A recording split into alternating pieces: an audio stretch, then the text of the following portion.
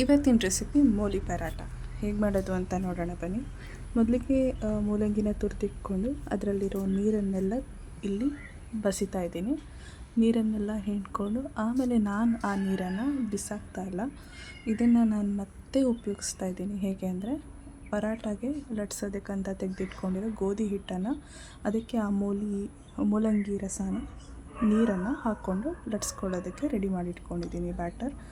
ಈ ಸೈಡ್ ನಾನು ಮಸಾಲಾಗೆ ಅಂತ ಹೇಳಿ ಉಪ್ಪು, ಅರಿಶಿಣ, ಜೀರಿಗೆ, ಓಂಕಾಳು, ಗರಂ ಮಸಾಲ, ಇದು ಆಮ್ಚೂರ್ ಪೌಡರ್, ಆಮೇಲೆ ಸ್ವಲ್ಪ ಅಚ್ಕಾರದ ಪುಡಿ, ಇದನ್ನೆಲ್ಲ ನಾನು ಮೂಲಂಗಿ ಯಾವ ನೀರೆಲ್ಲ ಬಸ್ತು ತೆಗೆದಿಟ್ಟಿದ್ದೀವಲ್ಲ ಆ ಮೂಲಂಗಿಗೆ ಹಾಕ್ಕೊಳ್ತಾ ಇದ್ದೀವಿ.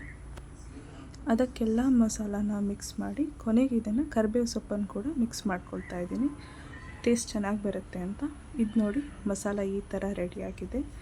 ಈಗ ಕಲಸಿಟ್ಕೊಂಡಿರೋ ಹಿಟ್ಟರ ಒಳಗಡೆ ಈ ಮಸಾಲಾನ ಹಾಕಿ ಲಟ್ಸ್ಕೊಂಡ್ರೆ ಈಗ ನಮ್ಮ ಪರಾಟನ ಬಿಸಿ ಬಿಸಿ ತವಾ ಮೇಲೆ ಹಾಕಿ ಸ್ವಲ್ಪ ಕಾಯೋದಕ್ಕೆ ಅಂತ ಸೈಡಿಗೆಲ್ಲ ತುಪ್ಪ ಹಾಕಿದ್ರೆ ನಮ್ಮ ಮೂಲಿ ಪರಾಟ ರೆಡಿ. ಇದಕ್ಕೆ ಸೈಡಿಗೆ ಉಪ್ಪಿನಕಾಯಿ, ಮೊಸರು ಎಲ್ಲ ಹಾಕ್ಕೊಂಡು ತಿನ್ಬೋದು, ತುಂಬ ಚೆನ್ನಾಗಿರುತ್ತೆ.